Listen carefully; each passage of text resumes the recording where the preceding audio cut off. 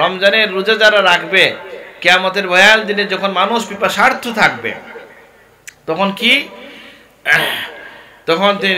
তখন কিছু মানুষ আল্লাহর আরশের নিচে খাওয়া দাওয়ার সুযোগ পাবে। তারা কারা? উলুমা আজম নবী মধ্যে প্রথম যার নাম আসে তিনি কে?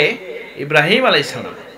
এটাকে সহনশীলতার ক্ষেত্রে তিনি আমাদের জন্য আদর্শ, আর আল্লাহর ইচ্ছা বাস্তবায়নের ক্ষেত্রেও তিনি আমাদের জন্য আদর্শ। সুবহানাল্লাহ। এই মেহমানদারিটা কি গুণ? রাসূলুল্লাহ ফরমাইছেন, মান কানা ইউমিনু বিল্লাহ ওয়াল ইয়াউমিল আখির ফালইউকরিম দাইফা। কেউ যদি আল্লাহর প্রতি বিশ্বাস রাখে, আখিরাতের উপর বিশ্বাস রাখে, সেজন্য তার মেহমানকে কদর করে। সুবহানাল্লাহ। এই যে এটা হচ্ছে মুমিনের বৈশিষ্ট্য। এই সহনশীলতাটা কেমন যে আমরা সহনশীলতা বলতে কি বুঝি? সিলেটে আমরা এটা কিতা হই সহ্যর শক্তি। কিতা থাকতে হইব? সহ্য শক্তি থাকতে হইব। তাহলে সহ্য শক্তি থাকা মানে কি? সবর থাকা, ধৈর্য। এটা খুব গুরুত্বপূর্ণ বিষয়। সবরের গুণ আমাদের মধ্যে থাকতে হবে। আল্লাহ তাআলা বলেন, ইন্নাল্লাহা মা'আস সাবিরিন। সবরকারীদের সাথে আল্লাহ আছেন। হাদিস শরীফের মধ্যে এসেছে, আস-সাওমু নিসফু সবর ওয়াস সাবরু সাওয়াবুল জান্নাহ। যে রোজা হচ্ছে বা সওম হচ্ছে ধৈর্যের অর্ধেক, আর ধৈর্যের বিনিময় হচ্ছে জান্নাত। সুবহানাল্লাহ। দুনিয়ায় যারা সহ্য করবে, ধৈর্য ধরবে, আল্লাহ বলছে, ইন্নামা ইউওয়াফাস সাবিরুনা আজরাহুম বিগাইরি হিসাব, যে আমি তাদেরকে পূর্ণ বিনিময় দান করব যারা দুনিয়ায় ধৈর্য ধারণ করেছে। সুবহানাল্লাহ। আবার বলছেন বিগাইরি হিসাব, বরং আমি হিসাব করব না, হিসাব ছাড়া তাদেরকে দিয়ে দেব। সুবহানাল্লাহ। কুলু ওয়াশরাবু হানিআম বিমা আসলাফতুম ফিল আইয়ামিল খালিয়া। রমজানের রোজা যারা রাখবে, কিয়ামতের ভয়াল দিনে যখন মানুষ পিপাসার্থ থাকবে, তখন কি তখন কিছু মানুষ আল্লাহর আরশের নিচে খাওয়া দাওয়ার সুযোগ পাবে। তারা কারা? ওই যে কুলু ওয়াশরাবু হানিআম বিমা আসলাফতুম ফিল আইয়ামিল খালিয়া। কুলু ওয়াশরাবু, তোমরা খাও, পান করো, বিমা আসলাফতুম ফিল আইয়ামিল খালিয়া, যে দুনিয়ায় যে তোমরা যে দিনগুলো রেখে আসছো, পেটটাকে খালি রাখছো, খাওয়া দাওয়া করো নাই, সেই দিনের বিনিময়ে আজকে তোমরা পানাহার করো। সুবহানাল্লাহ। আল্লাহর হাবিবকে আল্লাহ তাআলা তার হাবিবকে ইব্রাহিম আলাইহিস সালামের ধৈর্যের উদাহরণ দিয়ে বলেছেন, ফাসবির কামা সাবারা উলুল আজমি মিনার রাসূল। উলুল আজম রাসূলগণ যেভাবে ধৈর্য ধারণ করেছেন, আপনি সেভাবে ধৈর্য ধারণ করেন। সুবহানাল্লাহ। উলুমা আজম নবী মধ্যে প্রথম যার নাম আসে তিনি কে? ইব্রাহিম আলাইহিস সালাম। তো এই জন্য তিনি সবরের ক্ষেত্রে, হিলম এবং এটাকে সহনশীলতার ক্ষেত্রে তিনি আমাদের জন্য আদর্শ, আর আল্লাহর ইচ্ছা বাস্তবায়নের ক্ষেত্রেও তিনি আমাদের জন্য আদর্শ। সুবহানাল্লাহ। ইব্রাহিম আলাইহিস সালামের কথা আমরা স্মরণ করি প্রত্যেকটা নামাজে, করি কিনা? আল্লাহুম্মা সাল্লি আলা মুহাম্মদ ওয়া আলা আলি মুহাম্মদ কামা ইব্রাহিম ইন্নাকা হামিদুম মাজিদ। তবে এই দুরুদে যারা জানেন না, আমি এই জন্য বলছি না, আমার দাদা সাহেব বলতেন, মুফতি সাহেব হুজুর বলতেন, ফতোয়া স্বামীর মধ্যে আসছে যে আহলে তাসাউফ যারা, তারা নবীর আগে সাইয়্যিদিনা লাগানোর পক্ষে, আল্লাহুম্মা সাল্লি আলা সাইয়্যিদিনা মুহাম্মদ।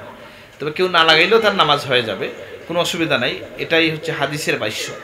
তো যেটা বলছিলাম, ইব্রাহিম আলাইহিস সালামের আরেকটা গুণ ছিল, তিনি অত্যন্ত মেহমান নেওয়াজ ছিলেন। যে ওই যে লম্বা কাহিনী, হাল আতাকা হাদিসু দাইফি ইব্রাহিম আল মুকরামিন, যে ইব্রাহিমের যে সম্মানিত যে সকল মেহমান আসছিলেন, তাদের খবর কি আপনার কাছে আছে? রাসূলুল্লাহকে আল্লাহ তাআলা স্মরণ করে দিয়েছেন। ঘটনা তো অনেক লম্বা। লূত আলাইহিস সালামের কওমকে ধ্বংস করার জন্য আসছিলেন কারা?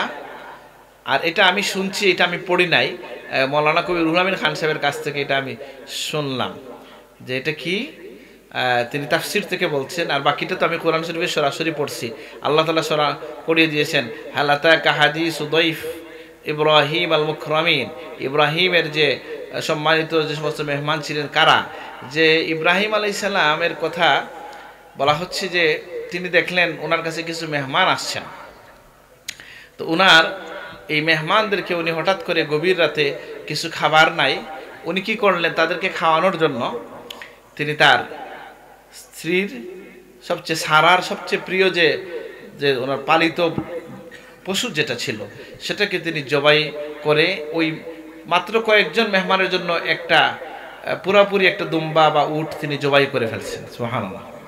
এই মেহমানদারিটা কি গুণ? রাসূলুল্লাহ ফরমাইছেন, মান কানা ইউমিনু বিল্লাহ ওয়াল ইয়াউমিল আখির ফালইউকরিম দাইফা।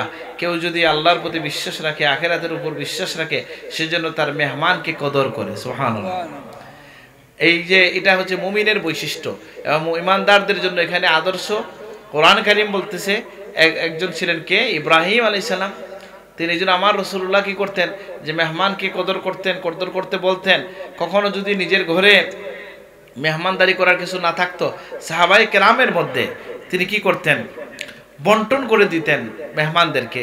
কিন্তু মেহমান উপোস থাকবে, এটা রাসূলুল্লাহ মানতে পারতেন না। সুবহানাল্লাহ। এইভাবে রাসূলুল্লাহ মেহমানদেরকে তিনি সাহাবাদের মধ্যে বন্টন করে দিতেন এবং লম্বা লম্বা সুন্দর সুন্দর ঘটনা এর মধ্যেও আছে। যাই হোক, তো আমি যেটা বলছিলাম যে ইব্রাহিম আলাইহিস সালাম কি করলেন? এদের সামনে ওটা জবাই করে রাখলেন, কিন্তু দেখা যায় এরা তো খায় না। এরা খারা, এরা ছিল লূত আলাইহিস সালামের কওমকে ধ্বংস করার জন্য আল্লাহ তাদেরকে পাঠাইছিলেন। আর এই কথাটা আমি শুনে বলতেছি আপনাদেরকে, তখন আল্লাহ তাআলা বলছেন যে তোমরা আমার খলিল ইব্রাহিমের সাথে দেখা করে যাও। আর ইব্রাহিম 3 দিন হয়ে গেছে, উনি খাবারে বসতেছেন না, কারণ হচ্ছে উনি মেহমান পান না। তোমরা গিয়ে মেহমান হয়ে যাও ওনার সাথে, যাতে আমার বন্ধু একটু খাবার খায়। সুবহানাল্লাহ। তিনি কি, তার অভ্যাস কি ছিল? তিনি মেহমান ছাড়া খাইতেন না। এই মেহমানদারি নিয়ে আরো অনেক ঘটনা আছে। ইব্রাহিম আলাইহিস সালাম রাস্তার মোড়ে দাঁড়িয়ে থাকতেন, মেহমান পেলে তাকে হাতে ধরে নিয়ে বসে খাইতেন। একদিন এক মেহমানকে কি করছেন, নিয়ে বসছেন, ওই লোক খাবার শুরু করছে, বিসমিল্লাহ বলে নাই। মানে খুব খেপে গেছেন যে কেমন মানুষ আল্লাহর নাম না নিয়ে খাওয়া শুরু করলো। আল্লাহর পক্ষ থেকে তার কাছে ওহী আসলো যে ইব্রাহিম, তুমি তার উপর রেগে গেলা একবার বিসমিল্লাহ না বলাতে খাবারের মধ্যে, আর আমি তো এত এত বছর থেকে তাকে রিজেক্ট দেই, আমি কিন্তু তার উপর রাগি নাই। সুবহানাল্লাহ। এইভাবে ইব্রাহিম আলাইহিস সালাম এর আরেকটা বৈশিষ্ট্য ছিল, তিনি মেহমান নওয়াজ ছিলেন। আল্লাহ কোরআন কারীমে তার এই মেহমান নওয়াজির বর্ণনা দিয়েছেন। সুবহানাল্লাহ। লম্বা বিষয়। তো আমি যেটা বলছিলাম যে নবীগণ আমাদের জন্য আদর্শ এবং তাদের জীবনের কোরবানি। আচ্ছা বলেন তো, কোন নবীর জীবনের ইতিহাস বা কোনো আল্লাহর ওলির জীবনের কথাও যদি আপনাদেরকে আমি বলি, বলেন তো কাউকে দৃষ্টান্ত হিসাবে এইভাবে কি দেওয়া হয়েছে যে উনি খুব বড় লোক ছিলেন আর বেশি বেশি খাইতেন? আদর্শ কখনো এগুলাকে স্থাপন করা হয় নাই। আদর্শ কি বলা হয়েছে? যে কে কতটুকু ত্যাগ করছেন, কোরবানি করছেন, মানুষের সেবা করছেন, খেদমত করছেন, আল্লাহর জিকির করছেন। বুঝেন নাই কথাটা? ইউনূস আলাইহিস সালামকে দিয়ে আল্লাহ কি দেখাই দিয়েছেন? যে বলছেন যে ওই যে বিপদে পড়ে আমাকে সে ভুলে নাই, আমি তাকে মাছের পেট থেকে বের করে নিয়ে আসছি। সুবহানাল্লাহ। এভাবে কি, যে আমি তাকে মুক্ত করলাম, এইভাবে যুগে যুগে মুমিনদেরকে আমি মুক্ত করতে থাকবো। সুবহানাল্লাহ। আফা লা ইলাহা ইল্লা আনতা সুবহানাকা ইন্নী কুনতু মিনাজ জালিমিন ফাস্তাজাবনা লাহু ওয়া নাজ্জায়নাহু মিনাল গাম্মি ওয়া কাযালিকা নুনজিল মুমিনিন। আমি তাকে কথায়, তার দোয়াতে আমি জবাব দিলাম, আমি তাকে সাড়া দিলাম এবং তাকে দুশ্চিন্তা থেকে মুক্ত করলাম, আর যুগে যুগে এইভাবে আমি ইমানদারদেরকে মুক্ত করতে থাকবো। সুবহানাল্লাহ। এই জন্য আয়াতে কারিমার আমরা খতম পড়া হয়, তাই না? কয়েকজন মিলে পড়েন।